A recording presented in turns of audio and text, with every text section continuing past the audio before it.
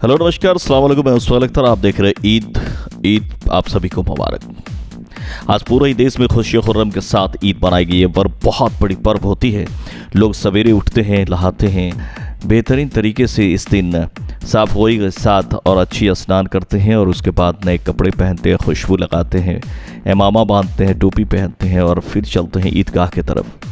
एक ऐसा रास्ता जो जन्नत की तरफ ले जाती है। 30 दिनों के रोजे रखने के बाद, 29 दिनों के रोजे रखने के बाद यह दिन मुबारक महसूस होती है। ईद का मतलब ही खुशी होती है, उर्दू शब्द है ये। तो ईद के इस मौके पर देश में अपने ही रंग में मनाई जा रही ईद को आइए हम आपको दिखवाते हैं कुछ जगहों की ख़ास ईद, जो बिहार के कई जगहों से खबर है। सुपौल की, जयनगर की, झंझारपुर क्षेत्र की ईद मैं दिखा रहा हूँ आपको, और अपने गांव लौफा से भी ईद मैं आपको दिखा पा रहा हूँ। जयनगर में, लौफा में, झंझारपुर इलाके में, मधुबनी में, सुपौल लेकर पूरे देश में मनाई गई है ईद। ज़बरदस्त उत्साह देखने को मिला है। लोगों ने एक साथ मिलकर ईद की नमाज अदा की है। देश भर सहित जयनगर, सुपौल, सहरसा, मधेपुरा, झंझारपुर, मधेपुर, लौफा इस इलाके में भी मनाई गई है ईद। आज पूरे धूमधाम से ईद का त्यौहार मनाया जा रहा है। ईद के साथ ही अल्लाह की बरकत का महीना रमज़ानुल ख़त्म हो जाता है। भारत में ईद आज मनाई जा रही है, लेकिन कई देशों में एक दिन पहले चांद देखने की वजह से ईद कल ही मना ली गई। भारत के सभी मस्जिदों और ईदगाहों पर आज सुबह ईद की नमाज पढ़ी गई। ईद उल फित्र को मीठी ईद भी कहा जाता है। आज के दिन लोग घरों में सेवैयाँ, फिर खीर समेत कई बेहतरीन पकवान पकाते हैं और एक दूसरे से गले मिलकर ईद की मुबारक देते हैं। तस्वीरों में देख सकते हैं कि भारत समेत पूरी दुनिया में किस तरह ईद की नमाज अदा की गई। ईद उल फित्र के मौके पर बलडीहा, भेलवा टोला, थाना टोल, यूनियन टोला, देवधा, बेला सहित अन्य मस्जिदों में लोगों ने नमाज अदा की है। लौफा, उमरी तो जनाब सोहेल अख्तर साहब, हम आपके चैनल को धन्यवाद और शुक्रिया अदा करते हैं कि कम से कम मुसलमानों की जो बातें हैं उसको आप पूरे आलम इस्लाम में, पूरी दुनिया में फैलाने का काम करते हैं। अल्लाह का कितना बड़ा करम है कि 30 रोज़े हमारे मुसलमान भाई रख कर आज ईदगाह में नमाज एक साथ अदा की है। सबसे पहले कई सालों में ऐसा हुआ कि कोरोना की वजह से जो इबादत गाहें थी वो भीड़ भाड़ की वजह से बंद चल रही थी, और अल्लाह का करम हुआ कि हमारी सरकारें ने भी उसमें बहुत ज़्यादा अहम रोल अदा करते हुए इसको धीरे धीरे कम किया। और आज अल्लाह का शुक्र अदा करें, हम हमारा अपने इंतज़ामिया का, प्रशासन का शुक्र अदा करें कि हमको ये मौका इनायत फरमाया कि हम सब लोग मुसलमान भाई रोज़ा रख के ईद की नमाज एक साथ ईदगाह में नमाज अदा कर रहे हैं। अल्लाह का शुक्र है। हम अपने सरकार को भी धन्यवाद देते हैं कि हमारे लिए इस तरह के इंतज़ाम किया कि आज ये रास्ते खुले हैं। अब अल्लाह से दुआ करते हैं अल्लाह ताला इस चमनिस्तान को हमेशा हमेशा इसी तरह गुलजार बना के रखे। हम लोगों को जो इबादतों में किसी वजह से दुश्वारी होती है, अल्लाह तबारक व तआला उस दुश्वारी से भी निजात अता फरमाए।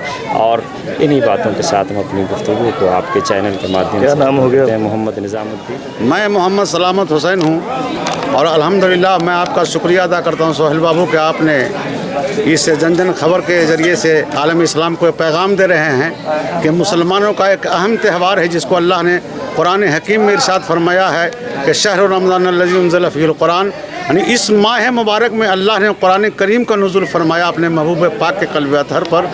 और सारे आलम इस्लाम में आज बहुत उसको एहतशाम के साथ ईद उल फित्र की नमाज ज़्यादा से ज़्यादा तादाद में लोगों ने ईदगाह में, मसाजिद में अदा किए हैं।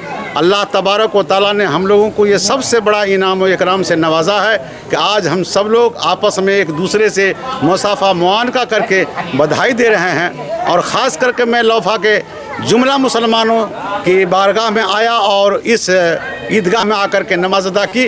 हमारी दिली तमन्नाएं थी कि हम अपनों में मिल कर के सारे लोगों से एक बार मिलेंगे, और अल्हम्दुलिल्लाह ये बहुत बड़ा सौगात अल्लाह ने हमें और आपको अता किया है। ईद का माना है लौटना, ईद औद से बना है और ईद का माना हुआ लौटना। हर साल ईद आती है इसलिए इसको ईद कहते हैं।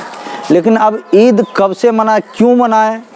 हमारे आपके नबी करीम सल्लल्लाहु अलैहि वसल्लम 1400 साल पहले जब मक्का से हिजरत फरमाकर मदीना तशरीफ़ ले गए तो आपको पता चला कि यहाँ के लोग उस वक्त उसका मदीना का नाम यसरब था।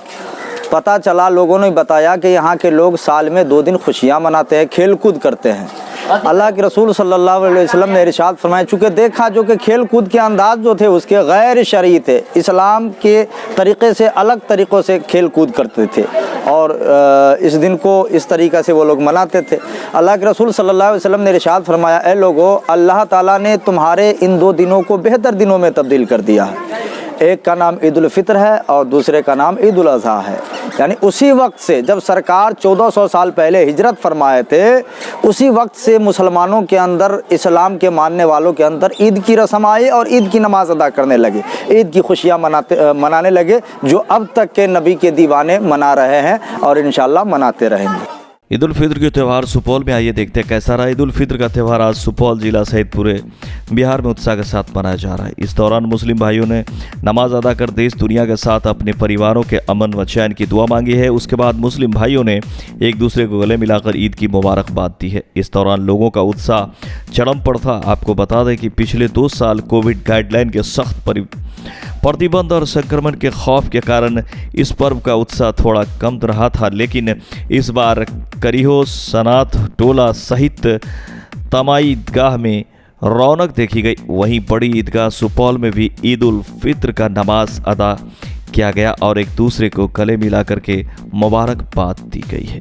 मिलते हैं अगले खबर में। ये ईद की खबर है जो बहुत बड़ी खबर होती है। ईद की ये खुशी की खबर होती है। इसमें लोग एक दूसरे को सेवैयाँ भी खिलाते हैं। लोग घरों में जा कर के सबके यहाँ सेवैयाँ भी, मिठाइयाँ भी खाते हैं और साथ में एक दूसरे से जितनी गलती गिला शिकवा रहता है सबको बुलाकर मुशाफा करते हैं, हाथ मिलाते हैं, फिर गले मिलते हैं और एक दूसरे को हो जाते हैं।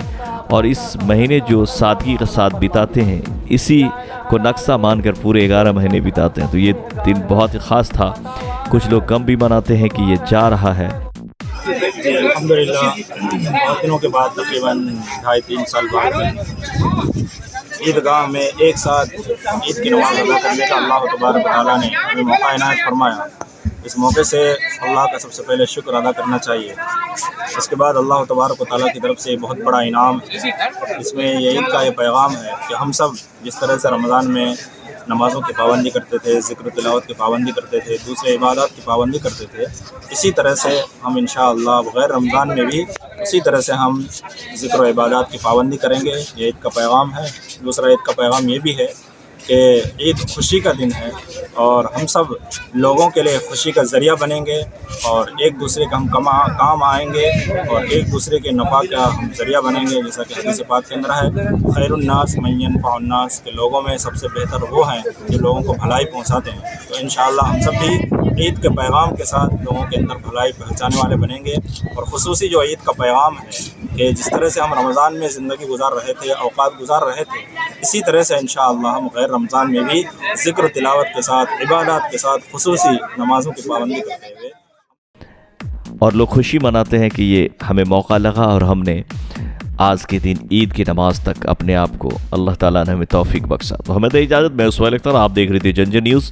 जंजन न्यूज़ में आप सभी का बहुत बहुत स्वागत है। अल्लाह हाफिज़, खुदा हाफिज़। मिलते हैं अगले खबर में। अभी भी अगर शेयर नहीं किया तो शेयर करें, लाइक करें। अगर फेसबुक पे देख रहे हैं तो इसे लाइक कर दें, फॉलो करें और यूट्यूब पर देख रहे हैं तो सब्सक्राइब कर लें अगर नहीं किया हुआ। तो मिलते हैं, नमस्कार।